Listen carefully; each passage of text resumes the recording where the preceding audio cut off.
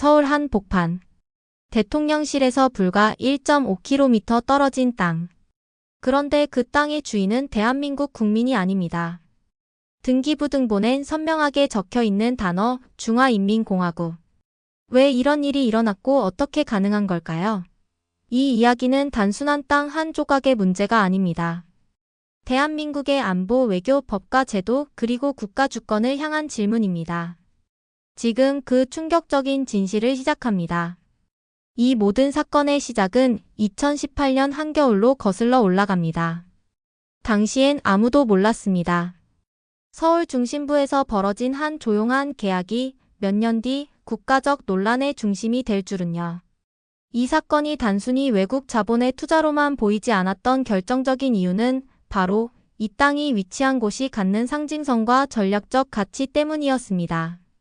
이 영상에서는 우리가 이번 건에 대해 몰랐던 5년과 왜 하필 용산인지, 중국과 우리나라의 토지 소유 문제, 그리고 외국의 사례와 우리가 지향해야 할 방법에 대해 정돈해 보았습니다. 서울 중심부 용산구 이태원동에 위치한 1256평 규모의 땅이 5년 전 조용히 중국 정부의 소유로 넘어간 사실이 최근에서야 뒤늦게 알려졌습니다.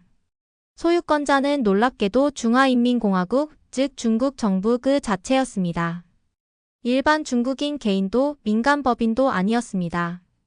명백한 외국 정부의 이름이 대한민국 수도 중심 한복판의 등기부등본에 올라 있는 상황은 많은 국민에게 충격을 주었습니다. 이 부지의 면적은 약 4,162제곱미터이며 매입 시점은 2018년 12월입니다. 중국 정부는 약 299억 2천만 원의 계약을 체결했고 이듬해인 2019년 7월에는 잔금까지 모두 치르고 정식으로 소유권을 이전받았습니다. 모든 거래는 관련 법 절차에 따라 진행되었으며 당시 이를 막을 법적 장치는 존재하지 않았습니다. 그러나 이러한 사실은 이후 5년 동안 일반에 공개되지 않았고 국민들의 눈에 띄지도 않았습니다. 언론을 통해 처음 보도된 시점은 2024년 4월 아시아경제의 단독 취재 결과였습니다. 해당 보도가 나가자 외국 정부가 한국 수도 중심지의 땅을 가졌다는 사실에 많은 국민이 불안과 우려를 표했습니다. 특히 이 부지는 단순한 주거용 부지가 아니라 전략적으로 민감한 지역에 속해 있다는 점에서 더욱 관심이 집중되었습니다. 문제가 된 토지는 약 50년 동안 실내 골프 연습장으로 사용되던 곳으로 현재는 3층 규모의 건물과 서양식 주택이 방치된 상태입니다. 해당 건물들은 폐업 이후 사용되지 않고 있으며 부지 경계에는 CCTV가 설치되어 외부의 접근을 감시하고 있는 듯한 인상을 주고 있습니다. 일각에서는 해당 부지가 단순히 방치된 것인지 아니면 어떤 목적을 위해 사용되지 않은 채 관리되고 있는 것인지 의문을 제기하고 있습니다. 위치는 더욱 민감합니다. 해당 부지는 용산 대통령실에서 약 1.5km, 한남동 대통령 관저에서는 1.3km 거리입니다. 또한 주한 미국 대사관 이전 예정지인 옛 용산 미군기지, 이른바 캠프 코이너와도 불과 1km 정도 떨어져 있습니다. 지하에는 수도권 광역급 행철도 GTX-A 노선이 지나고 있어 입지적 가치 또한 매우 높은 곳입니다. 이 매입 과정에는 국유지의 이전 문제도 얽혀 있습니다. 보도에 따르면 이 부지 가운데 일부는 원래 한국 정부가 보유한 국유지였으나 민간을 거쳐 최종적으로 중국 정부의 소유로 넘어갔습니다. 즉, 우리 정부가 직접 중국 정부의 땅을 판 것은 아니지만 결과적으로는 공공자산이 외국 정부의 손에 들어간 셈이 되었습니다. 국토교통부는 2020년 GTX-A 노선 공사를 진행하면서 해당 부지의 구분 지상권을 설정하였고 이에 따라 중국 정부 측에 약 3억 9,300만 원의 보상금을 지급한 것으로 확인되었습니다. 이는 법적 절차에 따른 행정이었지만 외국 정부의 보상금까지 지급했다는 사실은 국민 정서상 큰 이질감을 주었습니다. 중국 대사관 측은 해당 부지가 대사관 공무용지라고 해명했습니다. 그러나 코로나19로 인해 사용이 지연되고 있다는 이유 외에는 구체적인 용도는 밝히지 않았습니다. 내부 보고사항이라는 입장만 되풀이할 뿐 어떤 시설이 들어설 예정인지 또는 향후 사용 계획은 무엇인지에 대한 정보는 공개되지 않았습니다. 또한 이 부지의 시세가 크게 오른 점도 주목됩니다. 최근 감정평가에 따르면 시세는 1,000억 원에 달하는 것으로 추정되며 이는 매입 당시 금액의 약 3배에 달합니다. 부동산 가치 상승은 부수적인 문제일 수 있지만 국민 입장에서 중국 정부가 보유한 서울 도심의 핵심 부동산이 막대한 차익과 전략적 영향력을 동시에 지닐 수 있다는 점에서 더욱 민감하게 받아들여지고 있습니다. 이러한 사례는 대한민국 역사상 처음 있는 일입니다. 외국 정부가 국내 부동산, 그것도 수도의 민감 지역을 실명으로 매입하여 소유권을 보유한 경우는 전례가 없었습니다. 더욱이 이 사실이 장기간 은폐된 것도 아니고 명확히 등기부등본에 기록되어 있었음에도 불구하고 정부 차원의 설명이나 관리가 전혀 없었다는 점도 문제로 지적되고 있습니다. 현행법상 외국인은 물론 외국 정부도 일정한 조건만 충족하면 국내에서 토지를 자유롭게 매입할 수 있습니다. 그러나 이로 인해 발생할 수 있는 외교 안보 공공 이슈에 대한 예방이나 점검은 사실상 부재한 상태입니다. 이 모든 상황은 가능은 했지만 적절했는가라는 질문으로 귀결됩니다. 그리고 지금 우리는 그 질문 앞에 서 있습니다. 이 사건이 단순히 외국 자본의 투자로만 보이지 않았던 결정적인 이유는 바로 이 땅이 위치한 곳이 갖는 상징성과 전략적 가치 때문이었습니다. 이제 우리는 지도를 펼쳐 그 지점이 어떤 의미를 가지는지 구체적으로 들여다보아야 합니다. 중국 정부가 매입한 서울 용산의 부지는 단순한 주거용이나 상업용 부동산이 아니었습니다. 해당 부지는 한국 수도 서울의 중심에 위치한 동시에 우리나라 정치 외교 안보의 심장부라 할 수 있는 구역과 인접해 있는 매우 민감한 지리적 특성을 가지고 있습니다. 단순히 입지 조건이 좋은 땅이라는 차원을 넘어 국가 전략의 관점에서 볼 때 매우 중요한 지역이었던 것입니다. 우선 이 부지는 대통령실이 있는 용산 삼각지와 불과 1.5km 내외의 거리입니다. 대통령이 상주하며 직무를 보는 장소와 가까운 위치에 외국 정부가 소유한 땅이 존재한다는 사실은 결코 가볍게 넘길 수 없는 문제입니다. 대통령실의 인근 지역은 외교사절단, 국가안보실, 주요 부처 장관들의 숙소 등이 몰려있는 구역으로 평소에도 보안 통제가 엄격하게 이루어지는 곳입니다. 또한 이 부지와 가장 가까운 외교시설로는 주한미국 대사관의 신축 이전 예정지가 있습니다. 이른바 캠프 코이너라 불리는 옛 용산 미군기지터는 미국이 한국 내에서 새롭게 구축하려는 전략적 외교 거점으로 알려져 있습니다. 중국 정부가 매입한 땅은 이 부지에서 직선거리로 불과 1km 이내에 위치해 있습니다. 미국의 전략적 외교군사 인프라가 재편되고 있는 한복판에 중국 정부가 소유한 부동산이 존재한다는 점은 여러모로 상징적이며 동시에 민감한 요소가 아닐 수 없습니다. 한남동 대통령 관저 역시 해당 부지에서 약 1.3km 떨어진 위치에 있습니다. 이처럼 용산 일대는 단순히 서울의 중심이라는 의미를 넘어 사실상 국가 통치의 중심 기능이 집중되어 있는 공간입니다. 청와대가 개방된 이후 대통령실과 관저가 분리되어 용산과 한남동으로 각각 이동하면서 이 일대의 전략적 중요성은 더욱 높아졌습니다. 더욱이 해당 부지는 도심을 남북으로 관통하는 주요 도로망과 연결되어 있고 지하에는 GTX-A 노선이 지나고 있습니다. 이는 비상시 신속한 이동 경로가 존재한다는 점에서 군사적 관점에서도 의미 있는 위치입니다. 만약 해당 부지가 특정 목적에 따라 활용된다면 주요 인사나 외교사절의 이동 동선을 사전에 예측하고 분석할 수 있는 위치가 될 수도 있습니다. 일반적인 외국인 투자와 달리 외국 정부가 해당 위치에 토지를 매입한 것은 단순한 자산 취득 이상의 의미를 가집니다.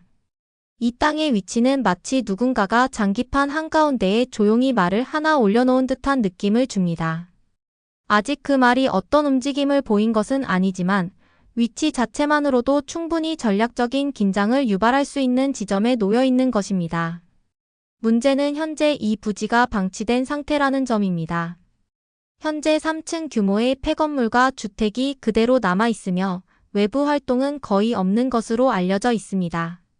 그러나 부지 외곽에는 CCTV가 설치되어 있고 일정한 수준의 출입 통제가 이뤄지고 있는 정황이 확인되었습니다.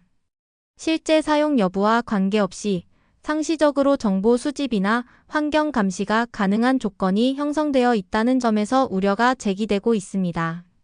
전문가들은 해당 부지가 장기적으로 외교시설이나 정보활동 거점으로 활용될 가능성도 배제할 수 없다고 보고 있습니다. 특히 외교관 면책특권이나 공관, 외교보호조약에 따라 해당 부지에서 어떤 형태로든 활동이 개시될 경우 우리 정부가 그 내용을 감시하거나 통제하는 데에는 법적 제약이 따를 수 있습니다. 이러한 민감성이 있음에도 불구하고 당시 부동산 매입 단계에서 해당 위치가 가지는 전략적 함의를 충분히 검토했는지에 대한 의문이 남습니다.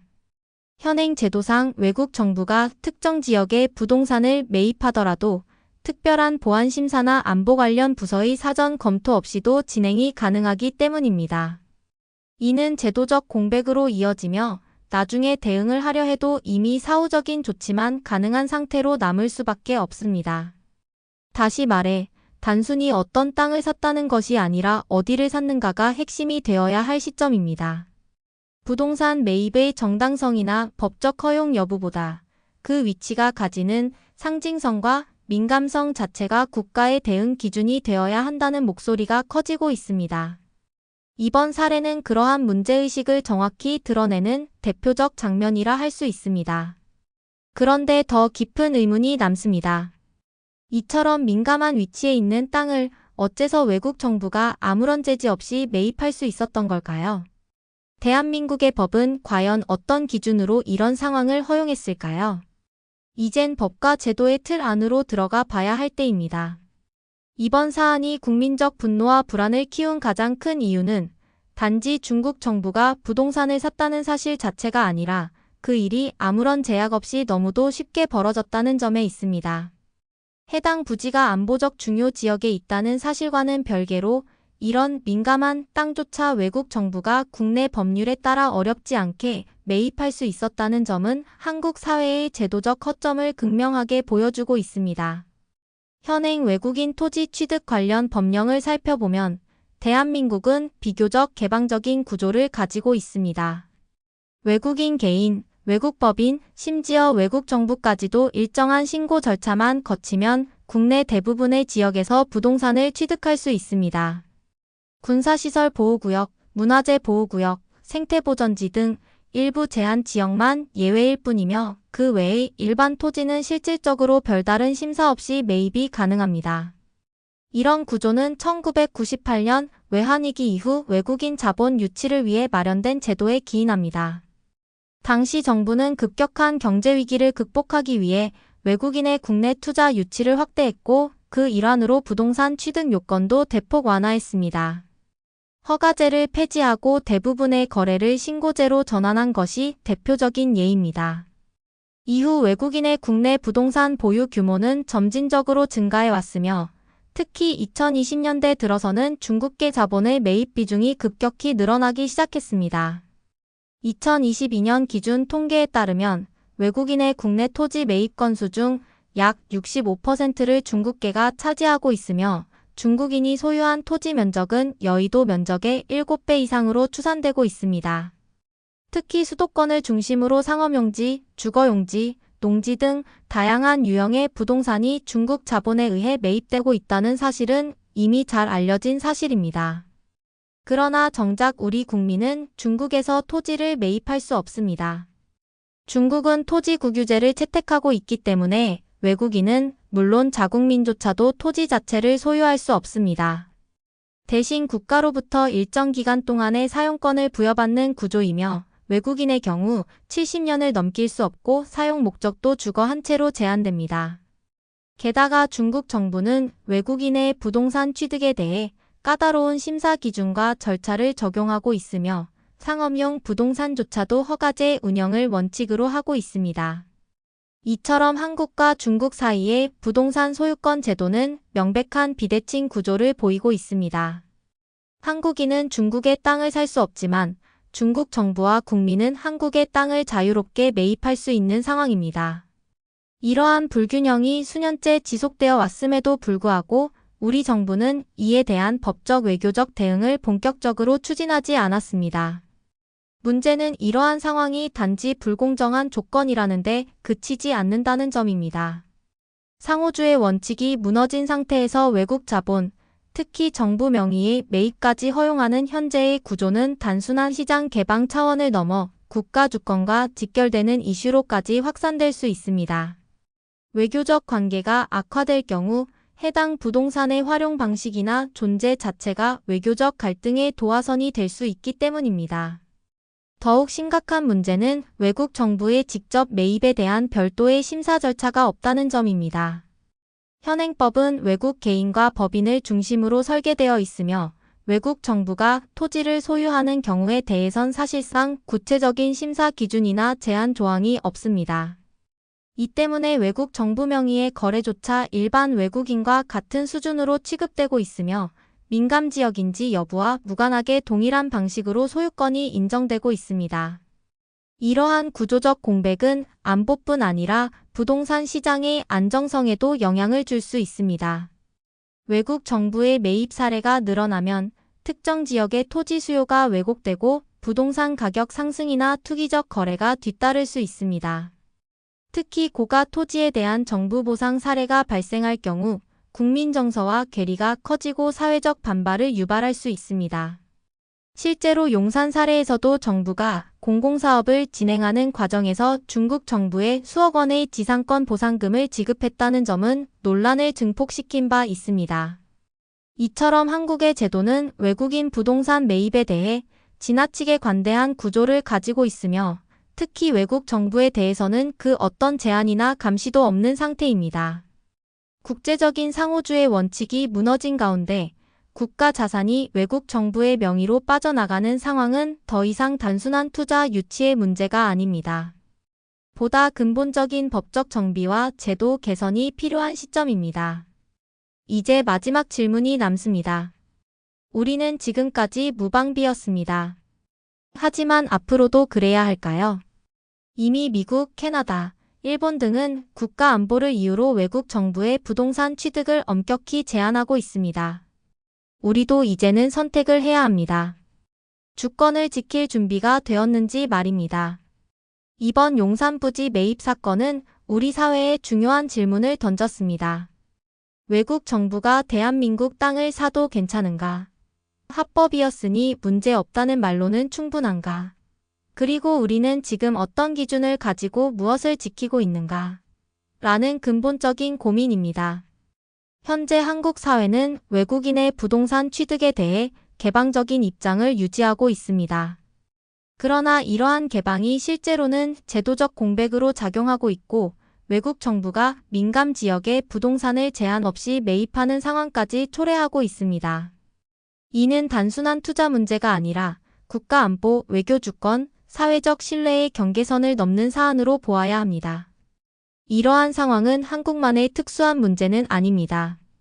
이미 여러 국가들은 외국 정부나 외국인의 전략적 지역 부동산 매입에 대해 다양한 방식의 규제 장치를 마련하고 있습니다. 이들은 단순히 자국의 부동산을 보호하기 위한 것이 아니라 안보와 주권의 관점에서 필요한 최소한의 정책적 방어막을 구축한 것입니다. 대표적으로 미국은 2023년을 기점으로 플로리다, 텍사스, 몬태나, 노스다코타 등 여러 주에서 중국인과 중국 정부의 부동산 매입을 금지하거나 제한하는 법안을 통과시켰습니다. 특히 군사시설, 전략자산, 핵시설 인근 지역에서는 외국인의 토지 매입 자체를 원천적으로 막고 있으며 연방정부 차원에서도 외국인 투자를 감독하는 미국 외국인 투자심의위원회를 통해 중요한 부동산 거래를 심사하고 있습니다. 캐나다는 2023년부터 2년간 외국인의 주택 매입을 전면 금지하는 조치를 시행했습니다. 부동산 가격 급등과 내국인의 주거 불안을 해소하기 위한 결정이었지만 동시에 자국 내 외국인 자산 집중 문제에 대한 경고적 성격도 포함돼 있었습니다. 전략적 거점에 대한 별도 보호 조항도 병행되며 외국 정부의 투자를 사실상 사전에 차단하고 있습니다. 일본 역시 2021년부터 시행된 안전보장 부동산 규제법을 통해 자국 내 방위시설, 원자력 발전소, 공항, 자위대 부대 주변 1km 이내의 부동산에 대해 외국인의 매입 시 사전 허가제를 도입했습니다. 일본은 규제 강화 과정에서 자국민의 재산권과 외국인의 투자 자유 사이의 균형을 추구하면서도 국가 안보를 침해할 가능성이 있는 거래에 대해서는 정부가 취소하거나 제한할 수 있는 권한을 명시했습니다. 이처럼 주요 선진국은 외국 자본, 특히 외국 정부의 부동산 취득에 대해 위치, 용도, 국가 안보 관점에서 필터링하고 있으며 외국인의 자유로운 거래와 국가의 전략적 보호 사이에서 법적 장치를 통해 균형을 맞추고 있습니다. 그렇다면 한국은 어떤 방향으로 나아가야 할까요? 첫째, 국가 안보 중심의 지역 분류 체계 마련이 필요합니다. 단순히 군사시설과 문화재 보호구역에 한정하지 않고 대통령실, 외교공간, 주요 정보기관, 전략, 인프라 등이 밀집한 지역을 전략적 민감구역으로 지정하여 해당 지역 내 외국인 및 외국 정부의 부동산 매입은 허가제 또는 예외제도로 전환해야 합니다. 둘째, 외국 정부의 부동산 매입에 대한 별도 심사 절차와 정보공개 제도 도입이 시급합니다. 현재 외국 정부의 부동산 거래는 일반 외국인과 동일한 방식으로 처리되며 용도나 관리 방식에 대한 사후 점검도 사실상 부재한 상태입니다. 이에 따라 외국 정부 명의의 거래는 국토교통부, 외교부, 국가정보원 등 관계 부처의 공동 심사를 거치고 용도 변경 및 미사용 상태에 대한 정기적 점검 제도를 법제화할 필요가 있습니다. 셋째, 상호주의 원칙에 기반한 입법이 필요합니다. 외국 정부 또는 외국인의 자산 취득 조건이 자국민에게 허용되는 범위와 명백히 다를 경우 해당국의 조치에 상응하는 제한을 가할 수 있도록 하는 상호주의 조항을 도입해야 합니다. 중국처럼 외국인의 토지 소유를 원천적으로 불허하는 국가에 대해서는 동일한 수준의 제한을 도입하는 것이 국제관계의 균형을 맞추는 출발점이 될 수 있습니다. 마지막으로 국민적 공감대를 기반으로 한 입법 과정이 중요합니다. 특정 국가를 겨냥하거나 정치적으로 해석될 수 있는 위험성을 줄이기 위해 전체 외국 자본에 대한 포괄적 기준을 마련하고 투명성과 절차적 공정성을 확보해야 합니다. 국민이 납득할 수 있는 방향에서 제도가 설계되어야만 외교적 마찰 없이 효과적인 규제가 가능할 것입니다. 이번 용산 사건은 단일 사건으로 끝나서는 안 됩니다. 이것은 단지 땅 한 필지의 문제가 아니라 우리 사회가 국가 자산과 주권을 어떻게 이해하고 어떤 기준으로 지켜내야 하는지를 묻는 신호입니다. 지금이 바로 열린 시장과 국가 주권 사이의 균형을 다시 설계해야 할 시점입니다. 지켜야 할 것이 있다면 이제는 지킬 방법을 선택해야 할 때입니다. 시청해 주셔서 감사합니다.